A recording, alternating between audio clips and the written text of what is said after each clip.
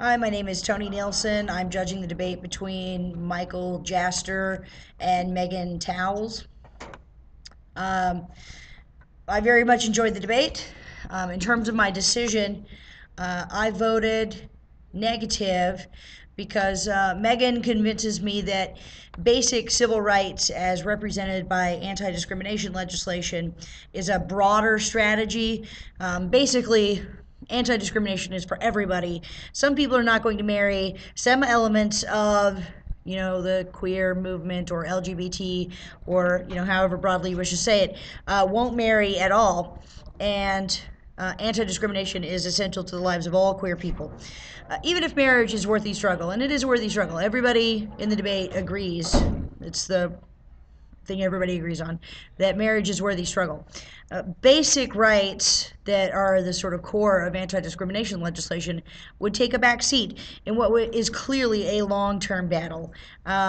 Because every marriage win, so every time there's legalization, there is a loss or a ban that happens in another state. So it's very clearly a long-term struggle. There's no refutation on this argument from Michael. And there's also really no argument that anti-discrimination laws are controversial in the same respect that they would also be a struggle that would come with, some wins and some losses. In terms of like the trickle down or spillover argument, where marriage causes civil rights or civil rights causes marriage, it doesn't really seem that either side has a particularly compelling reason why one strategy is faster or necessarily more effective than the other. So it doesn't seem like marriage will fundamentally bring us anti-discrimination laws, or the anti-discrimination laws will fundamentally bring us marriage. Some things that I think would be good for the affirmative to think about. I really like the Frederick Douglass beautiful struggle argument, but I think that there's a lot more to be said about this argument, and probably the most important is that it's the struggle that changes people. The struggle is actually what makes people reconsider their ideas. That reconsideration is the process of the struggle. And so if everybody already agrees, then you're right, we would already have change, so to speak. So controversy can be good, but more importantly, controversy is essential.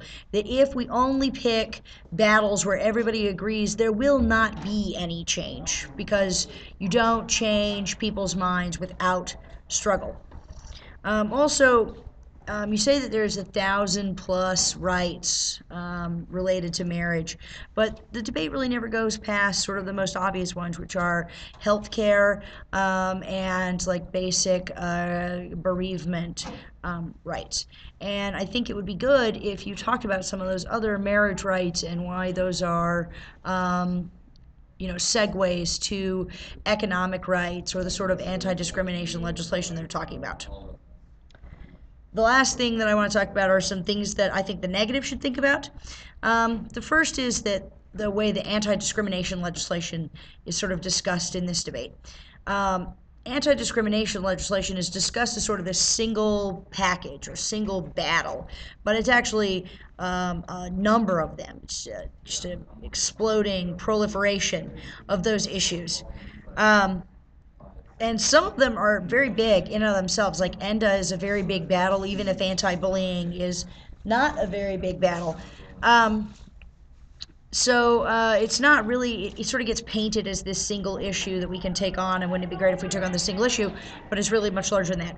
Also, some of those are very controversial. For example, transgender rights in prison. This is highly controversial. There's virtually no support for it right now, and it would seem that that would constitute some sort of basic human right that would go under anti-discrimination legislation. And obviously, this is a big issue because transgender populations still have to seek like psychiatric approval to even have operations. So these are very basic anti-discrimination struggles that the negative seems to think belongs in their sort of large anti-discrimination tent. Also, anti-discrimination tends to get narrowed to things like jobs and the economy, but bullying is not a jobs or an economy issue. It's a basic human life, human quality issue, things that probably fit under the affirmative's concepts of alienation and depolitization. This is an issue I thought the affirmative was probably going to do more with, because depolitization seems to mean that maybe it is that queer populations literally don't think that they belong in politics, and so they're maybe not going to come out and fight for their anti-discrimination rights in the same sense if they don't feel like politics is a place that takes them seriously. And maybe it is the marriage battle that makes queer people think that they have the right to the realm of the political. Anyways, I very much enjoyed the debate, and I think that, I do have hope for the beautiful struggle. Thank you.